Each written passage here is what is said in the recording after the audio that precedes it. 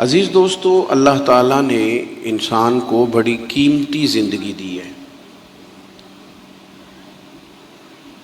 اور ایک بندہ دنیا میں آتا ہے، وقت گزارتا ہے، لمبا ٹائم اسے ملتا ہے، پھر وہ دکھ بھی کئی دیکھتا ہے زندگی میں، کئی دشوار گزار گھاٹیوں سے وہ گزرتا ہے، پھر اس کا انتقال ہو جاتا ہے، دنیا سے چلا جاتا ہے۔ اب یہ سارا معاملہ کوئی فضول نہیں، معاذ اللہ کوئی مہمل نہیں کہ بندہ آیا اتنے دکھ دیکھے اور چلا گیا، اس کا ایک مقصد ہے۔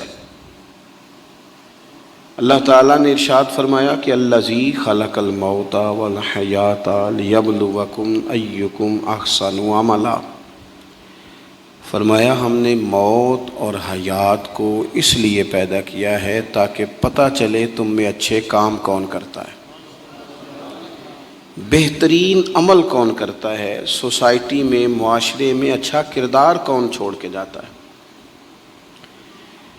یہاں سے جو لوگ سعودی عرب جاتے ہیں، ان کا والد قرض اٹھا کے، پلاٹ بیچ کے، یا ماں زیور بیچتی ہے، مجبوری ہے، چلو وہاں جائے گا، کوئی کاروبار کر لے گا، لیکن بندہ یہاں سے اتنی مجبوری کے بعد وہاں جائے اور وہاں جا کے وہ بالکل فارغ بیٹھا رہے،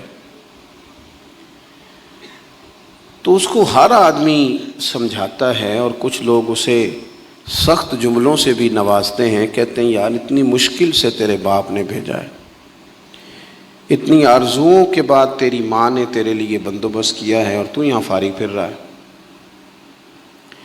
آپ نے دیکھا ہوگا کہ جو لوگ اسکول کالج میں پڑھتے ہیں اور ماں باپ غریب ہوتے ہیں تو ان کے اساتذہ جب انہیں سمجھاتے ہیں تو ساتھ یہ بھی کہتے ہیں کہ یار دیکھ تیرا ابا کتنی مشکل سے تیرے خرچ پورے کرتا ہے۔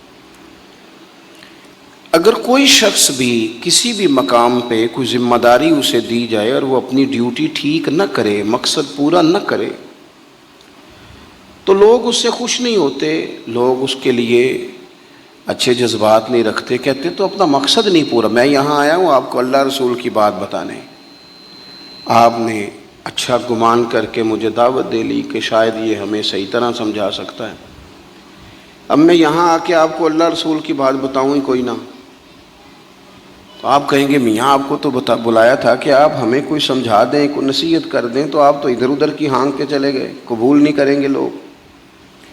مقصد کو سمجھنا چاہیے، رزق ضرور کمائیں، بڑی اچھی بات ہے، نکاح، بچے، گھر، برادری، قبیلہ، یہ ساری چیزیں ضمن ہیں، ذیل ہیں، اصل کیا ہے؟ ایکم احسن عملا، مقصد تمہارا یہ ہے کہ پتہ چلے تم میں بہترین عمل کون کرتا ہے۔ اپنے بچوں کے لیے دوڑ دھوپ کرنا یا مال دولت جمع کرنا یا جناب آسائشیں اکٹھی کرنا، یہ تو غیر مسلم بھی کر رہا ہے۔ میں اکثر کہتا ہوں کہ یہ دیندار طبقہ ہے، میری طرح کے لوگ ہیں، تو ایک بندہ 6 گھنٹے کا سفر طے کر کے آیا ہے، اس نے اسے دیندار سمجھا ہے، نیک آدمی سمجھا جبھی آیا نا، کتنا بڑا اس نے اسے مقام دیا ہے کہ اسے حضور سید عالم علیہ السلام کے دین کا نمائندہ سمجھا ہے۔ یہ خطیب صاحب ہیں، یہ استاد صاحب ہیں، امام صاحب ہیں، پیر صاحب ہیں، کتنا بڑا اپنا مقام اگر بندہ کبھی سمجھے تو کتنا لوگوں نے اسے بڑا درجہ دیا ہے۔ اب ایک بندہ ولی سمجھ کے آ رہا ہے، اس کو کتنا درجہ ملے گا، لیکن اگر سامنے والا جس کو وہ اتنا مقدس مقام دیتا ہے کہ ولی سمجھتا ہے، اور اس بندے کا لالچ 2-4 ہزار ہو جائے، 15-20 ہزار 25 ہزار کی تقریر بیچے، نعت بیچے، دعا بیچے، معاذ اللہ، تو اس کا درجہ کتنا بڑا تھا اور وہ کہاں پہ گیا ہے؟ بھئی یہ کام تو کوئی اور کاروبار کر کے بھی کیا جا سکتا ہے، ضروری تھا کہ حضور کی تعریف کر کے تم کمائی اکٹھی کرتے تو کوئی اور کام کر لیتے، بڑے کام ہیں دنیا میں، کوئی اور کر لیتے۔ مقاصد ہمیشہ اعلیٰ رکھیں، چھوٹا مقصد، بڑے مقاصد۔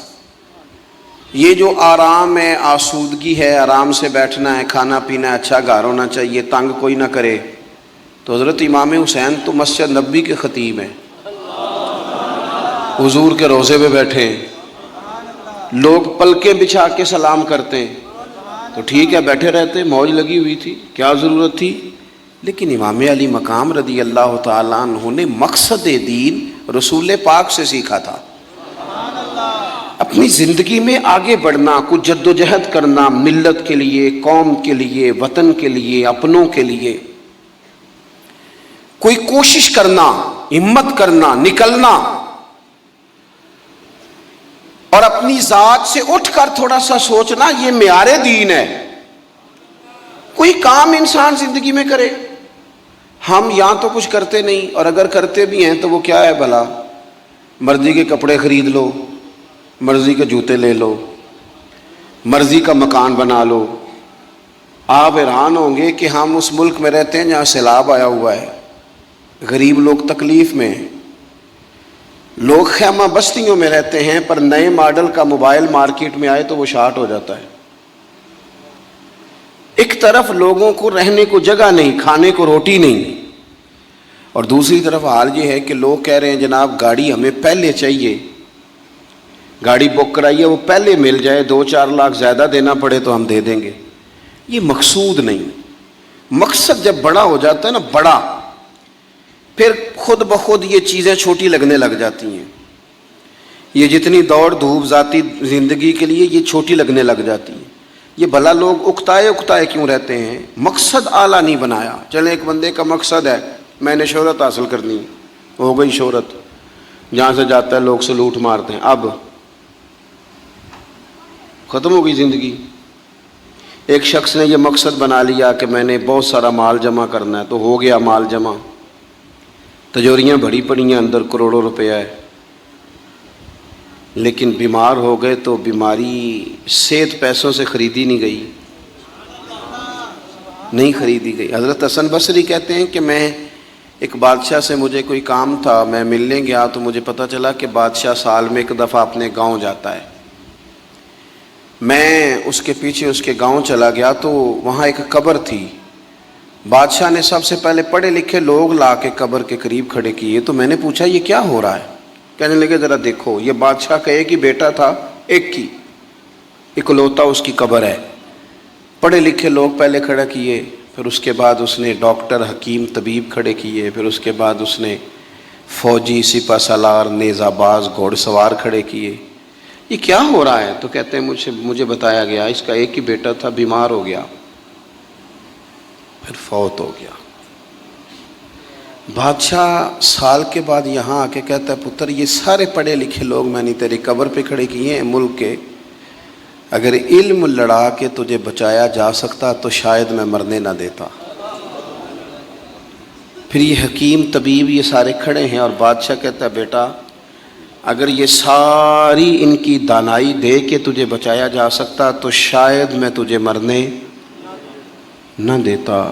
پھر بادشاہ سپہ سالاروں کو، گھوڑ سواروں کو، تیر اندازوں کو کھڑا کر کے کہتا ہے پتر اگر طاقتیں لڑا کے بھی موت روکی جا سکتی معاذ اللہ تو شاید میں روک لیتا. پھر وہ آخر میں اپنے سر سے تاج اتار کے قبر کے پیروں والی سائڈ پہ رکھ کے رو پڑا. کہنے لگا پتر اگر حکومت دے کے، تخت دے کے بھی تجھے بچایا جا سکتا تو میں فقیر بن کے زندگی گزار لیتا پر تجھے بچا لیتا. لیکن کل نفس ذائقۃ الموت.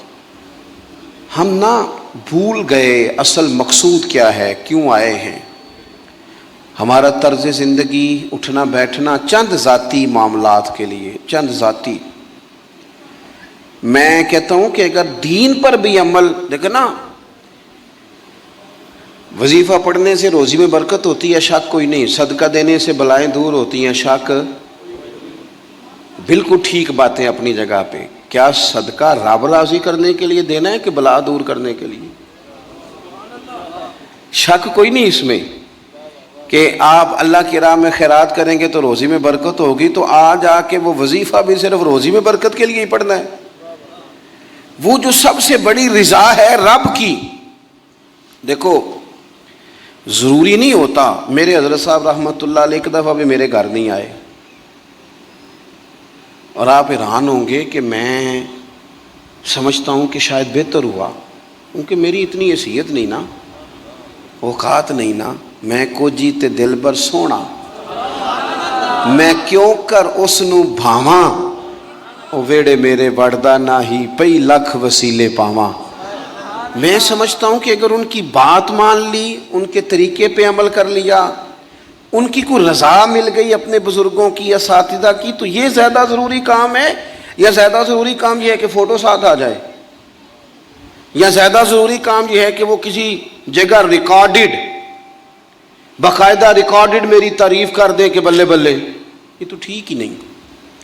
چیزوں کو جب تک ان کی اصل میں نہیں لیا جاتا، اصول میں، اتنی دیر تک معاملات بہتر ہے۔ ہم آئے ہیں دنیا میں بڑے بڑے کام کرنے، ہمیں کوئی کام کرنا چاہیے، ہمارا بڑا وقت ضائع ہوتا ہے، کوئی مقصد نہیں ہمارا فضول خوش گپیوں کا، لیکن مار رہے ہیں گپے، کوئی مقصود نہیں، پھٹے پہ بیٹھے ہیں، چوک پہ بیٹھے ہیں۔ ایک ڈھیر سارا طبقہ ہے جو کہتا ہے میں بور ہو رہا ہوں، تو میں اکثر کہتا ہوں کہ بور ہونے کے لیے بھی تو ٹائم چاہیے نا، ہمیں ملتا ہی نہیں، بور ہونے کا بھی نہیں ٹائم ملتا، کیسے ہو، ٹائم ہی کوئی نہیں، بیمار ہونے کا نہیں ملتا، رات کو طبیعت خراب ہو گئی تھی، یہ گلا سارا، مسلسل کئی دنوں سے سفر میں ہوں، تو صبح کوشش کی، اپنے آپ کو ہمت دلائی، مسلسل میرے خیال ہے آج چوتھا پانچواں دن ہے میں سفر میں ہوں، روز کئی گھنٹے کا سفر، تو میں نے ہمت دلائی اپنے آپ کو، تو مجھے کہہ رہے تھے گھر والے کہ ذرا آرام کر لے، میں کہو دے لے بھی تو ٹائم چاہیے نا، کام تو وہ والا کریں گے جس کے لیے تو ٹائم پڑا ہے ہمارے پاس ضائع کرنے کو، ادھر ضائع کرو، ادھر ضائع کرو، وہاں ضائع کرو، میں بور ہو رہا ہوں، بھائی بور ہونے کو بھی تو ٹائم چاہیے۔ سنو، میرے نبی پاک علیہ السلام نے فرمایا جب صبح دن چڑھتا ہے نا سورج نکلتا ہے، آج کون سا دن ہے؟ اللہ آپ کو خوش رکھے، پیر شریف ہے، اگست کی کتنی ہے؟ ماشاءاللہ، محرم کی 23، یہ بھی یاد رکھا کریں اسلامی تاریخ میں۔ یہ جو 2022 کا 22 اگست ہے نا، یہ آج آپ کو ملا ہے، دوبارہ یہ تاریخ کبھی نہیں ملے گی۔ نبی پاک صلی اللہ علیہ وسلم فرماتے ہیں جب دن چڑھتا ہے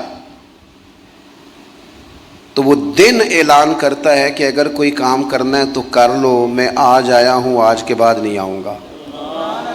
یہ 23 محرم جو اس سال کا ہے یہ دوبارہ کبھی نہیں ملے گا۔ جس نے آج 23 محرم کو ایک سپارہ قرآن پاک کا نہیں نہ پڑھا، یہ دن خالی چلا گیا۔